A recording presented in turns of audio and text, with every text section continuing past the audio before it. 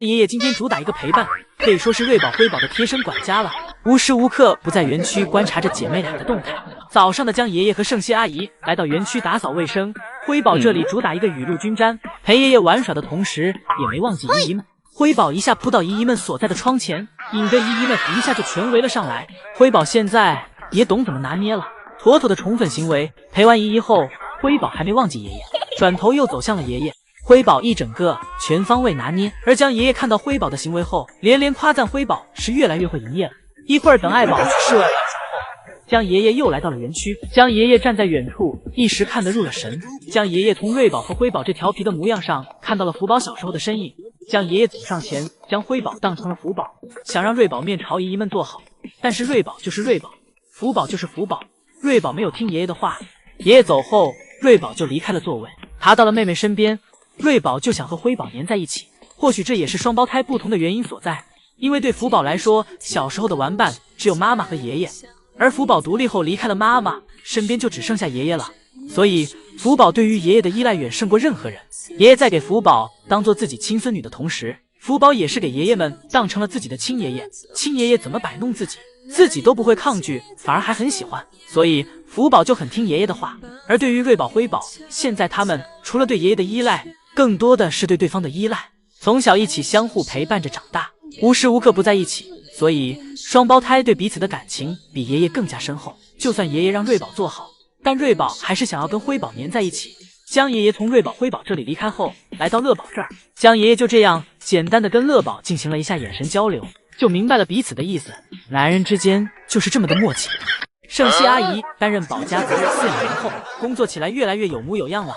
盛熙阿姨不愧是江爷爷带出来的，放置完竹子后，都喜欢围着园区环绕一遍，查看一下有没有能妨碍到熊猫们活动的东西，例如折断的竹子或树枝等。江爷爷的好习惯全让盛熙阿姨学来了，而盛熙阿姨这里也有了小助手来帮助自己。而此时的宋爷爷这里拿来了大竹笋给姐妹俩磨牙，不过说准确点，更像是拿来大竹笋让姐妹俩帮妈妈给竹笋剥皮。毕竟等爱宝出来时，这两个大竹笋都将是太难。除此之外，现在对于让瑞宝和辉宝自己下班，宋爷爷是越来越有办法了，真的要给瑞宝和辉宝养成家养宠物了。瑞宝和辉宝在两个爷爷以及爱宝的教育下，现在乖得宛如看家小本。爷爷们只需要在要下班时，将一些小零食和新的竹子放在通道门口里，这样爱宝就不会急着回家了。爱宝会先坐在通道门口，将小零食和竹子吃完再回去，这样带来的连锁反应就是瑞宝和辉宝会被妈妈的动作和小零食吸引，主动跑来通道里想分妈妈一杯羹。同时这也可以从小降低瑞宝和辉宝对通道门口的抵触心理，让其感觉下班回家也何尝不是一件好事儿，甚至还有小零食吃。此时辉宝这里完全被妈妈吸引走了注意，虽然爱宝不会将自己的小零食分给辉宝，但辉宝现在已经对通道门口渐渐没有了之前那般有抵触心理，就算从通道门口出来，也是在妈妈附近玩耍，甚至玩耍时还会看看妈妈还在不在，不能让妈妈把自己丢在园区。而此时在树上的瑞宝看到妈妈和妹妹在通道门口玩耍的样子，心里也开始有所动摇，考虑要不要下去。宋爷爷以后再也不用因为姐妹俩下班不回家而苦恼了，更不用再为此。截止到今天为止，瑞宝和辉宝已经连续3天自己下班回家了。宋爷爷刚看到瑞宝和辉宝第一次下班回家时，激动的声音都颤抖了。이 녀석들 엄마 따라서 처음으로 퇴근했네. 완성. 同时宋爷爷还不忘感谢爱宝。宋爷爷表示是最近自己的腰不舒服，爱宝感觉出来了，所以帮自己把姐妹俩都带了回来。 손과 허리가 너무 아파서 오늘 아이바오 힘을 빌렸습니다. 잘했어. 고마워 아이바오. 而在今天，就算不是宋爷爷值班，姐妹俩到下班点后也很自然的回了家。当然这离不开爱宝的努力，瑞宝和辉宝能够自己回家，爱宝是最大的功臣。爱宝现在给姐妹俩带来的威压，直接能提醒比较。现在饲养员们也有在刻意去锻炼爱宝带姐妹俩回家。为此，现在每到下班点时，爷爷亦或是姨母会将通道门一直开着，而通道门里面还有一个门，则是位于体重秤前通往房间的门，这个门则是处于关闭状态。而现在每次爱宝回家时，发现回房间的通道门没有打开，便会再次返回园区查看是什么原因，以及到奶爸门口询问情况。不过聪明的爱宝很快就明白了奶爸的意思。爱宝发现只有瑞宝和辉宝一起跟自己回去时，奶爸才会开门。于是爱宝就这样被迫接下带姐妹俩回家的工作。当爱宝喊姐妹俩回家时，辉宝此时依旧想用老办法往树上爬，以为这样妈妈就会和爷爷一样拿自己没办法了。但爱宝可不会像爷爷一样留手，看出辉宝的小心思来后，爱宝立马去组织辉宝，直接给爬到一半的辉宝从树上拽了下来。这样一来，辉宝也不敢再继续反抗，爱宝连踢带打的给辉宝弄了出去。而这时得空的瑞宝则趁妈妈没注意到自己，快速爬上了小树。爱宝给辉宝拖回去后，回来发现瑞宝已经上树了。就在姨姨们以为爱宝这下拿瑞宝没办法了，下一秒不知是不是因为爱宝的威慑力太强了，亦或是爱宝在树下跟瑞宝说了什么，只见瑞宝看到妈妈回来了，竟慢慢的从小树上爬了下来，然后快速的跟上妈妈一起回了家。爱宝拿捏姐妹俩确实要比爷爷们轻松许多，而想必有了爱宝的这番教育，以后宋爷爷就不用再上树摘熊了。瑞宝想吃姐姐手里的竹子，瑞宝故意逗辉宝玩，紧紧抓着不放，但瑞宝也抵挡不了辉宝的可爱，看着眼前这么可爱的妹妹，偷偷放水将竹子给了妹妹。而远处的宋三岁也抵挡不了姐妹俩同时这般可爱。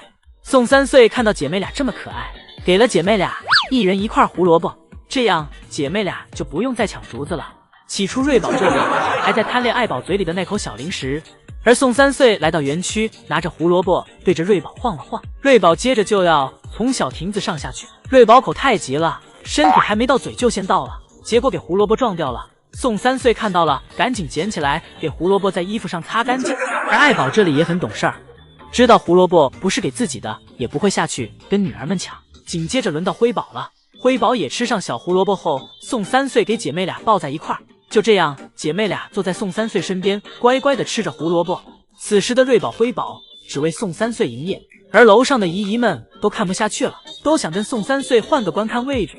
这时，宋三岁又拿来了一捧新的竹子，宋三岁给竹子一分为二，一人一份。瑞宝这里有了竹子后，第一件事想到的是带去给妈妈，让妈妈也尝尝。瑞宝跌跌撞撞的去到爱宝身边，去给妈妈送竹子，而辉宝这时也过来了。瑞宝生气了，瑞宝感觉到了辉宝对自己与妈妈之间的威胁。瑞宝看到辉宝也想去找妈妈，立马半路拦截，让辉宝回去，表示妈妈是自己的。姐妹俩这是争上宠了。到爷爷们看到了此时乐宝木架上的睡姿，爷爷们才明白，单纯拆除几节平台的木头是无法阻止乐宝在平台上睡觉的，这只能使乐宝越挫越远，以及让乐宝不断探索出更多的木架玩法。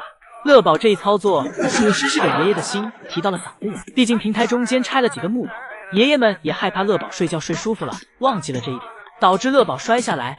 于是将爷爷妥协了，不过妥协中还是带着一点小倔强。原来的几个木头将爷爷没有再安装到原来的位置，而是分开安装到了第3层以及第2层的右侧。因为将爷爷的目的还是为了让乐宝用木架来做运动的，不是让乐宝睡懒觉的。有姨姨问过江爷爷为什么要给木架拆掉，江爷爷表示现在乐宝体重已经262斤了，这个体重对于大熊猫来说属于肥胖体重，所以需要给乐宝增加一些运动设施让其运动。但没想到木架安装上之后反而适得其反了，现在乐宝连去室外园区活动的想法都没有了。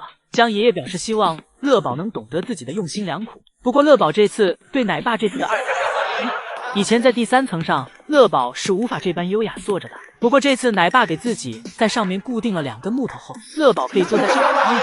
乐宝这操作真是让爷爷们直挠头，想着究竟怎么样才能让木架恢复自己制作它的初衷。而此时正是午觉时间，不仅乐宝在睡觉，隔壁的瑞宝、辉宝也在树上睡觉，姐妹俩头对着头，画面很是有爱。而爱宝这里则独自睡在下面的小亭子上，一家4口此时都很是安逸。